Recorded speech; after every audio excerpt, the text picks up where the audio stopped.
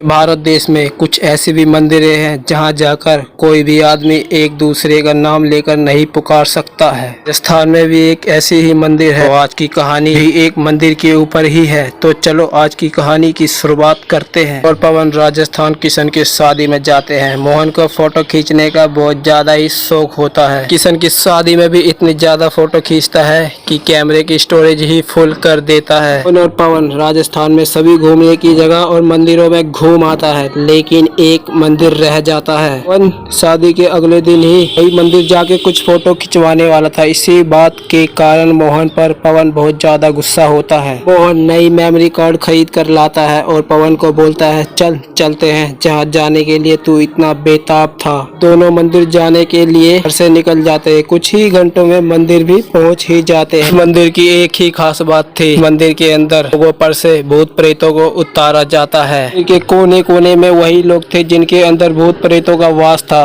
तो दोनों उस मंदिर के अंदर फोटो खिंचवाने लगते हैं। अब शाम होने को था, तभी पवन मोहन को बोलता है मोहन घर चलते हैं। मोहन के पीछे एक आदमी बैठा हुआ था। मोहन के पीछे जिस आदमी पर आत्मा था उस आदमी को छोड़कर पवन के साथ वो आत्मा पवन के घर चली जाती है। दोनों रात को खाना वाना खाकर कमरे में जाकर सो जाते हैं। आधी रात होने पर उसके कमरे में किसी आदमी के रोने की आवाज आने लगती है। रोने की आवाज पवन के कानों में जाती है तो वो उठकर मोहन को बोलता है भाई तू रो क्यों रहा है, क्या हो गया? मोहन बोलता है पवन क्या हुआ, नींद नहीं आ रही है क्या? सो जा आराम से, क्यों परेशान कर रहा है मुझे? जब दोनों दोबारा से सो जाते हैं तो रोने की आवाज और ज्यादा बढ़ जाती है। दोनों डर के मारे उठते हैं, एक दूसरे की शक्ल देखने लगते हैं। पवन और मोहन डरते डरते घर के उस कोने में जाते हैं जहाँ से रोने की आवाज आ रही होती है। पवन की नजर एक आत्मा पर जाती है। पवन बोलता है तुम कौन हो और यहाँ क्या कर रहे हो? वो आत्मा अपना सर ऊपर करता है तो पवन देखता है कि उस आत्मा की पूरी तरीके से शक्ल जला हुआ है। इतना भयानक शक्ल देखकर दोनों डर के वहां से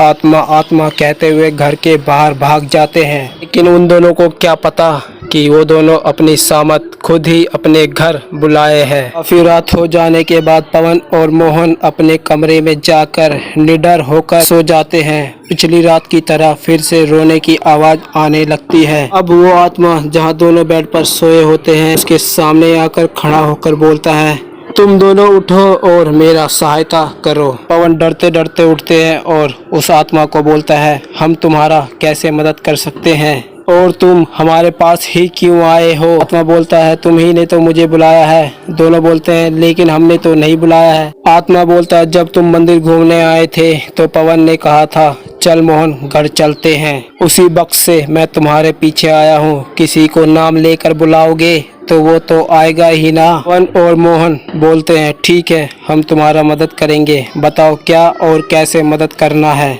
आज की कहानी में इतना ही। बताओ आपको ये कहानी कैसा लगा और इस वीडियो को लाइक चैनल को सब्सक्राइब जरूर कर देना। आपको भी अपनी कहानी मुझ तक पहुँचाना है तो मेरे इंस्टाग्राम ID का लिंक डिस्क्रिप्शन में आप जाकर अपनी कहानी मुझे भेज सकते हैं। और जब तक के लिए राधे राधे।